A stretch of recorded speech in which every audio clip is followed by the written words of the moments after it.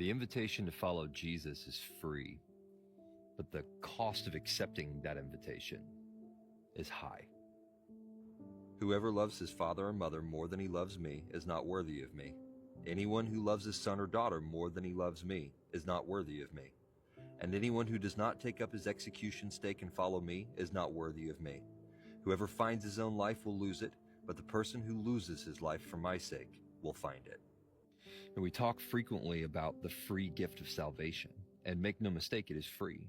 God acted first. Jesus came while we were still sinners, still in our disobedience, absolute enemies of him and his kingdom. And he still came when we were at our absolute worst. And he offered himself on the cross on our behalf. So make no mistake, his gift is free. But that gift is an exchange. That's the thing I think people miss, is that it's not as though he comes and he gives you this gift and then you just kind of get to do whatever you want with it. That gift is an exchange. There's a trade that happens there. You take the life that you have, the one that you have in this body that is rapidly deteriorating, that might get 80 to 100 years if you're lucky. You take this life and you exchange it for a life with him. And the reason the exchange has to happen is that because we were given the freedom to choose, we're given the option to choose what we value. What do we actually value in this life? So when Jesus comes and he says, listen, there's these things in your life that you are placing above me, that you're valuing more than you value me. And we got to talk about those things. And he said, well, no, Lord, these things are off limits, right? These are my kids. I love my kids.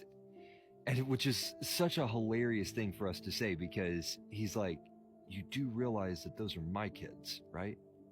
Like, you do realize that you're just a steward who was given the responsibility to care for them until they're old enough to meet me, right? Like, do you actually think that you love your kids more than I love your kids? I'm the king of the universe.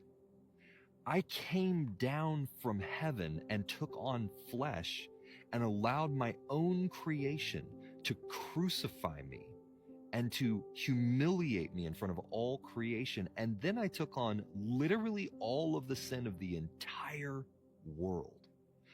Something that you as a human being could not even begin to fathom the level of pain that went into that act.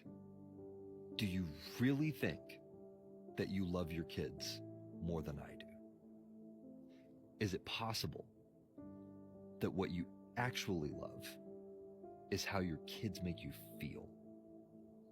And even though you have love for them, the thing that you're really protecting is how it would make you feel to love something more than them.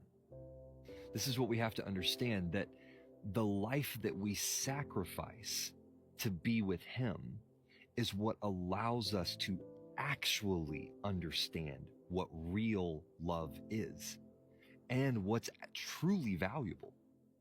We have such a warped perspective of reality because we grew up in a material world. We were trained that what we see with our eyes and what we can touch with our hands and what we smell and what we hear and all of these things that our senses pick up, we are trained from the moment that we're born that this is what's valuable.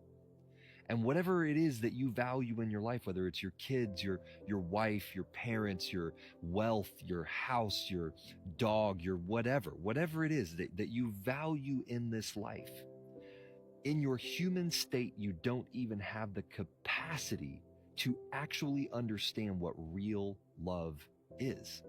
And so when we read a verse like this, it seems harsh. It seems like Jesus is basically saying, like, hey, these things aren't important. It's all about me. I'm the most important thing. But what we have to understand is that he is the most important thing.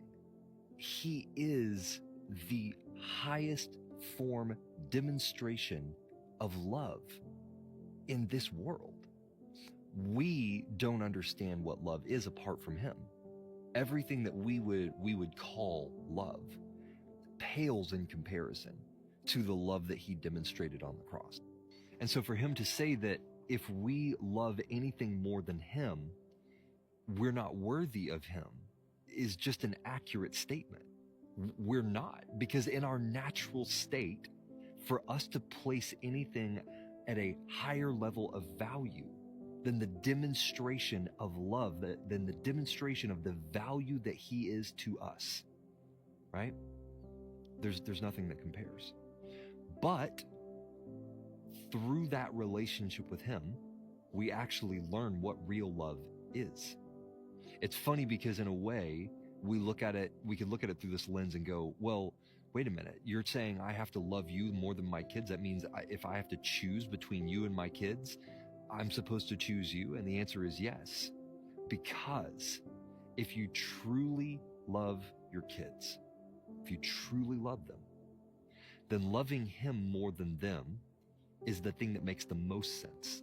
Because by laying down the version of love that you have in your natural state and placing Christ first, in him, you actually develop the capacity to love them in a way that you are incapable of loving them in your flesh.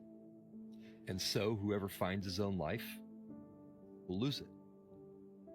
Because the life that you're finding is a life of the flesh. It's a life that's passing away along with everything else in this material world. But the one who loses his life for his sake will find it. And that's not talking about martyrdom. You don't have to actually lose your life physically in this life for his sake in order to find it. What he's talking about is value. It's a value exchange. It's everything that you have in this life being placed at the foot of the cross and saying, Lord, it's all yours. It's all yours. These kids, they're yours. They were a gift for me to get to have a time with them, to be the vessel through which they entered into this world. But ultimately, these are your kids. They're not mine. I am a blessed steward to have had the opportunity to participate in this part of their life. But at the end of the day, they're all your kids. You gave them to me.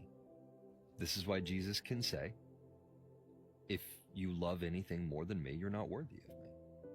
Because you're valuing the thing that was given to you by the Father more than the one who actually gave it to you in the first place.